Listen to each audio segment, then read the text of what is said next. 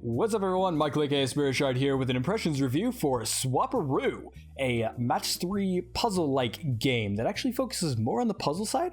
It's also got this nice little aesthetic. Now one thing I do want to mention right off the bat is I believe this is on mobile platforms, or at least designed with touch screens in mind. And as you'll see in the bottom left, it says drag for more, and so you drag levels and stuff like that, or you can just click on the arrows. So they did do a good job of making sure it works on the PC platform. But my biggest complaint right now is it actually blocks off like half of your screen with this giant block, and that's there for the entire game. They somewhat get away with it because the entire game is in this kind of squared off style.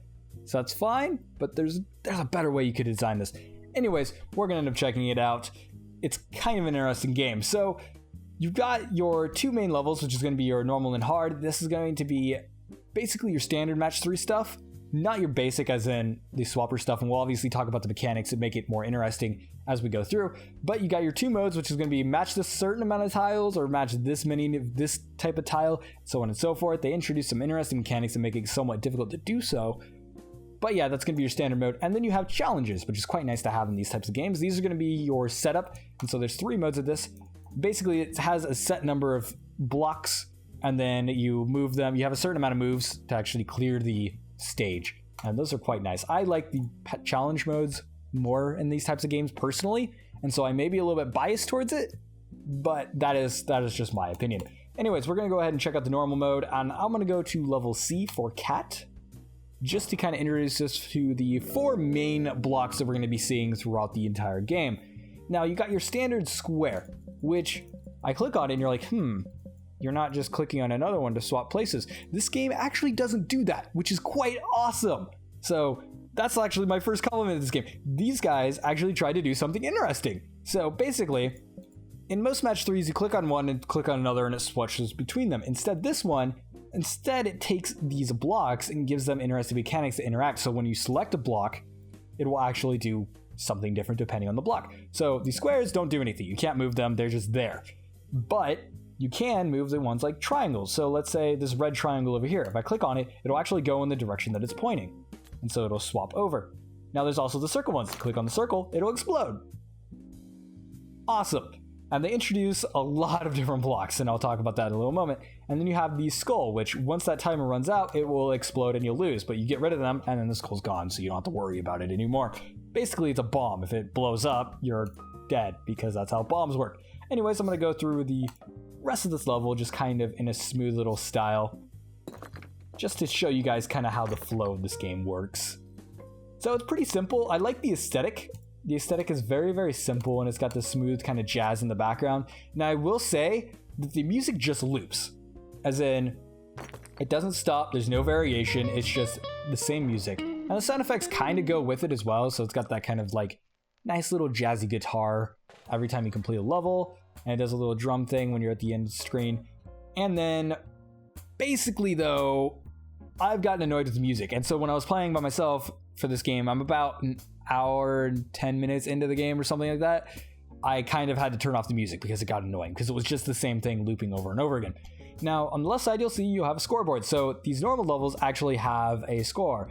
One complaint though is that it actually downgrades you for how many moves you take above par. Now it always says a minus 100 for me, so I don't actually know if this is a thing, but it seems like there's a par number or a par range of the amount of moves that you can use, and then it actually downgrades you for the number of moves you take. So that's slightly annoying, and that's mostly because it has a bunch of random elements, which actually, let's go ahead and talk about those random elements. I think it's level G. Now, the game is mostly going to be solid on these mechanics, and they're well designed, right? So like these squares, you know, so on and so forth. However, they introduce each of these levels in the normal mode. This is actually something that I want to mention right now that they did really good, is that each of these levels in the normal mode and hard mode, I assume, they introduce a new mechanic. Now, they introduce this one mechanic to where you see this little eyeball thing, and it points in a direction. It's like, hey, I'm going to move in that direction. As in, when I move, it'll move in that direction. So this one, now it's going to move left. Now, the thing that annoys me about this, and it's the same thing with the number of moves, is that there's actually a lot of random elements into this game. And I understand that match 3 games are going to have random elements. That's just a fact of the way that they're built, because they have to have blocks fall down, and it has to be random. Now, to their credit, I've never run out of moves, as in I don't think it's actually possible to just completely run out of moves. It always sets me up so it's like, hey, it gives you another block to kind of move. However, these eyeballs will move in a random direction. They show you at least for one move beforehand, so it's like, hey, I'm gonna move right, and then when you move, it'll actually move right. However, it's still random, and so I can't end up setting up a nice huge combo. So that's kind of where my complaint lies on that. Now, I did skip over one mechanic, and we're gonna go ahead and go down to D for dilemma, or delay, because we delayed it. Now, this is actually going to introduce us to the card mechanics, which is actually the other interesting mechanic in the game that I probably should have covered first. But anyways, basically, they have these little cards, and they fill up depending on the blocks that you collect. Now, they got the swap. This is the tutorial level, so obviously it's going to be like, hey, this is it. So that gives you your standard move. So I just selected 2 and it swapped their places. Now, you can only do ones that are right next to each other, so you can't just like swap blocks halfway across the tile set. But it is a nice mechanic to have regardless. Then you have delay, which is going to delay your bombs since they're in literally every stage afterwards. And then you have your detonate card, which just clears the board. Quite nice to have that. Now, one thing I was talking about with the random things, it's been able to kind of set me up. Now, one thing I did notice, I think this might have just been coincidence. I don't know if they actually programmed it this way, but if they did, that's awesome. Basically, when I started running out of moves and I literally had only one move and it kept just setting me up with one move at the top, it gave me a lot of circles, which would actually fill up this detonate, and then I was able to clear the board. I don't know if that was programmed that way, but that was quite nice regardless. So that can happen, and it doesn't actually allow you to run out of moves, which is awesome. Anyways, let's go ahead and look at one more of these levels. I'm just going to click a random one. Let's say cat, or K. Sorry, I don't even know. K and C are too close together. Anyways, I was going to say K for killer penguins, but whatever, joke's dead now. Here's another mechanic, is that they'll actually start blocking off parts of the board and making things a little bit more complicated. Now, as you noticed, there's actually more shapes on this one now. So it's taller vertically, however, they did block off the sides, so it's a little bit... But they end up introducing more and more squares, or tiles, I should say, as the game progresses. And so it's like this one introduced that, hey, you have a blocking mechanic. So it's like, hey, they blocked it. And then if I go down to like the new level that I have, you'll notice that they're going to be the same size, but it has more of them. Or actually, no, it's a little bit smaller. So they do end up getting a bigger boards. And I assume the boards are going to get larger as the game progresses. And then this one actually introduces a teleport mechanic. So it's like, hey, teleport.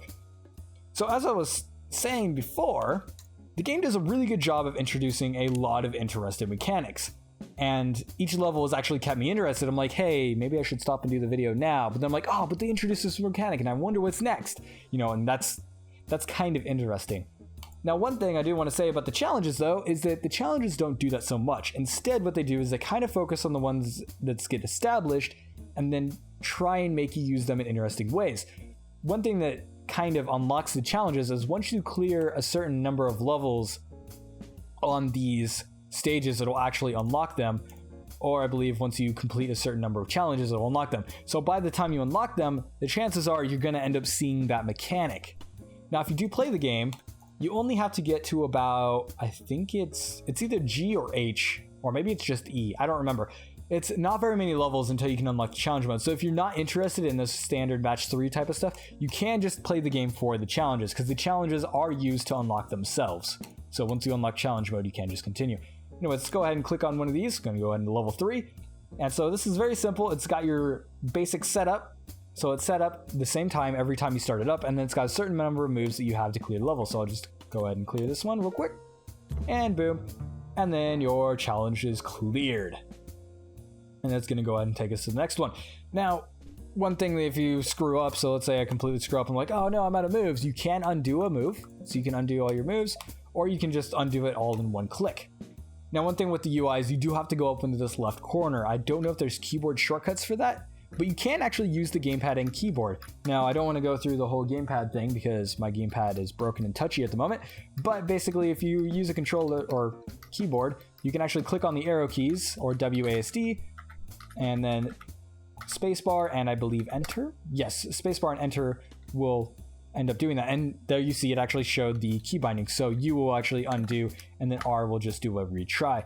Now, those are kind of far away if you use the arrow keys like I do, but I'm also weird, so WASD will work fine for most people. So that is quite nice, and so you can use it with whatever you want. Now, obviously, I use the mouse because I find it the better option. These challenges do actually end up getting quite difficult as well. Now, I will admit that for the first 20 of them, it was very tutorial-esque, as in, these are the type of things that you can do. So it's like, oh, this is one kind of more advanced one. So if I click on like 18 or something like that, it's like, hey, you got blocking ones, and it kind of teaches you, hey, you can move blocks over to move one block up, and so on and so forth. And a lot of them end up being that kind of easy. Obviously, I screwed this one up because I wasn't paying attention, but basically it kind of does that sort of thing. Now, one thing that's kind of nice is the more you kind of do these challenges, the better you'll get at normal mode because it does this. And so these first 20, I would actually recommend going through these and then going back to the normal mode to clear these ones, because it makes it a lot easier, like quite miles ahead easier, because it teaches you the mechanics a lot better in the challenge mode. Even though the normal mode does try to do some tutorial stuff in the first few levels, later on it doesn't really do that. And so when you're doing the challenges, it will kind of act as a tutorial because you have to clear it in a certain way, and it forces you to use those mechanics. Now let's go ahead and talk about the game settings and the performance stuff. Now, performance-wise, it performs fine. It was obviously designed in this very interesting art style and in a very simple way, and I haven't noticed any slowdown, and even if there was, it's not touching my system in any way, shape, or form, and the gameplay really doesn't matter. It's not time-based. They have no timers in this game that I can tell. It's all based on the number of moves you do, and so it's all pretty basic. So performance doesn't really matter. I don't know if it's locked frame rate or not, so I can't really speak on that. It's run at 60 on my system the entire time, so that's all I've got to go on. It might be frame capped, but once again, it's not something that's going to matter. Now, I ended up opening up this little plus sign up here in the top left. That's going to be where your pause menu is. I believe escape will also open it. Yes, so if you hit escape, it'll also open it. Now you have options, achievements, credits, our games, replay tutorial, and exit to desktop. Replay tutorial, this might be recommended if you accidentally skip the tutorial somehow. It does start you off right away matching things up to just kind of introduce you to the mechanics, and then it shows these first few levels that are very easy to understand and very easy to get, just so that you kind of understand what's going on. Our Games is a link to their website. Credits is who made the game.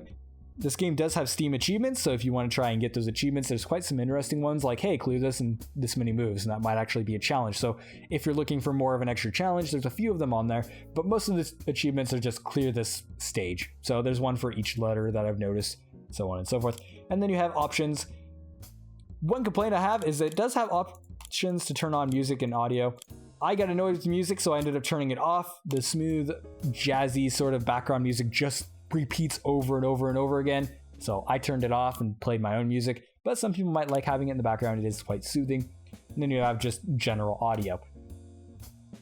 Now, I would have liked to see audio sliders for these because this game is quite loud on my system. I have my system pretty much turned all the way down for this game. Now, that's going to vary between your system and how loud you prefer things, but for me, it was quite loud. Anyways, then you got instructions, which is going to be your tutorial type stuff, then suggestions. When you're stuck or wait too long, as in it probably happened during this video, a block will blink when there's a move right around it, and it'll be like, oh, hey, do this, click on this one, and it'll make a move for you. So you can turn that on and off. I know some people hate having these because they don't always optimize the suggestions, and I'm kind of one of those people. It's like, hey, I don't care about your suggestions because, you know, I want to make the best move possible, and it doesn't always suggest the best move possible. But it is good if you're really stuck, or maybe you have one move and you just can't find it, and it's like, oh, here's your one move, and then it's good. So it's good to have. Regardless, you can turn it off though, which is awesome. Pluses for that. Then you have your profile settings, which is going to be your cloud sync on and off, and then reset progress. I always like to see this reset progress thing because every once in a while, especially for games like this, you won't play it for a long time. You'll be like, I just want to reset and try and do everything. And this game, since it has a limited replayability, coming back to it a lot later and then resetting your progress might actually reinvigorate your interest into the game. However, there is a caveat with that I will talk about in my conclusion. And then you have your display options, which is quite basic. You have full screen, which is going to be semi-borderless. Like, if I alt-tab, it goes into borderless, but when I alt-tab back into the game, it goes into dedicated, which is, it's strange.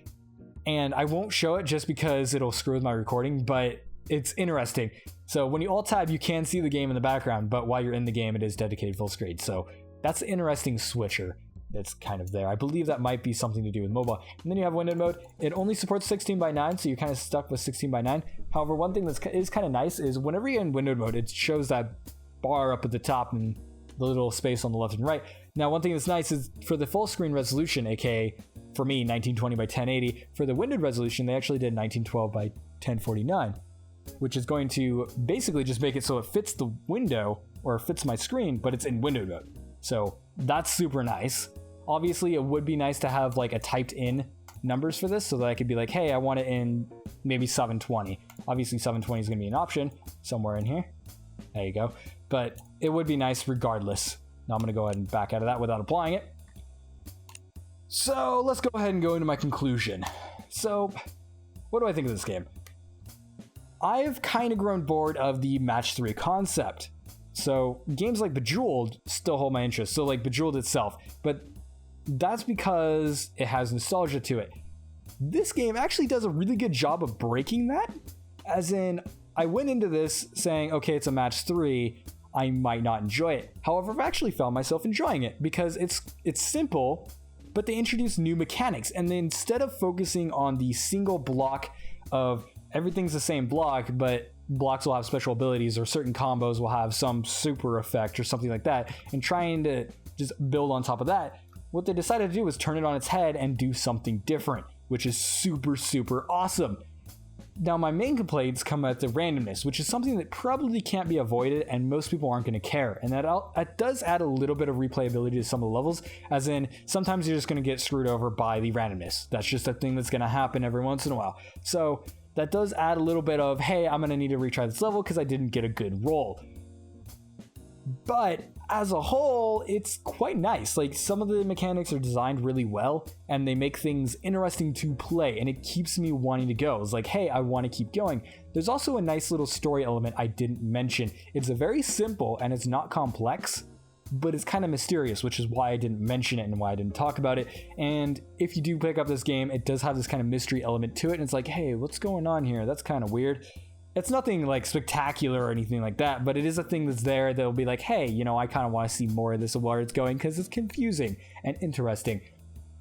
But yeah, and then obviously the challenges. I prefer stuff like the challenges because I like puzzle games. So I'm going to be a little bit more biased on that side, but I found the challenges is where this game actually is going to shine the most. If it can bring those interesting mechanics and be like, hey, figure out an interesting way to kind of solve this issue, then that's going to be super awesome. Obviously, I haven't gone through all the challenges, so I can't really speak for the later ones, but I can imagine with the mechanics that I've seen so far in just the normal one, just in basically how far I've gone, which is all the way to the letter N, I haven't really gotten that far, so it could end up being really, really interesting. Now, another thing with most people, though, is going to be a value proposition. Now, I received a review key for this game, so I technically didn't pay for it, so I don't have that kind of perspective of how much it cost. But I believe right now it's $10. Don't quote me on that. I don't know for sure, but it's going to be around that price point, or $12 full price. I can't remember exactly, so I won't speak more on that. But it does have a limited set number of content. So you have your normal, hard, your challenges, and that's it. So there's very limited replayability, as it doesn't have an endless mode that I've found so far. I could be wrong. Later on, it could introduce an endless mode, and so that could be a thing. So check on forums if you're really interested in the game and want to find an endless mode or something like that. Then do check on the forums to make sure. But from my experience so far in an early impressions, I haven't found that. And so that's going to put some people off, is just the limited amount of content. Now, I do believe it is on mobile platforms as well. So if you want to pick it up on mobile, try and find it there on wherever your preferred platform is. But anyways, this has been Michael aka Spirit Shard checking out Swapperoo. It's interesting. It's quite interesting. It does a lot of interesting things. It's quite unique. I do wish I had a little bit more, but I haven't also completed it yet, so there could be a lot more to this. Make sure to like, comment, and subscribe for more videos like this one. Make sure to, if you do check out this game or you end up seeing it somewhere and stuff like that, or, you know, after watching this video, just give me your impressions of the game, because there's been a lot of people like, hey, you know, what do other people think about it? So if you guys could leave those in the comments, that would be awesome, because, you know, more people talking is obviously better for everyone. because, you know, people would be able to see, hey, you know, this guy likes this game, maybe I'll like it too, I don't know. And then other people will be like, don't buy this game because, you know, the developer's a demon or something like that. I don't know. I don't know the developer of these games. I'm not calling you demons. Probably shouldn't have mentioned that. I'm sorry. Anyways, nothing is them. Anyways, yeah, like I said, Michael aka Swapperoo here. Make sure to like, comment, and subscribe, and see you guys in the next video.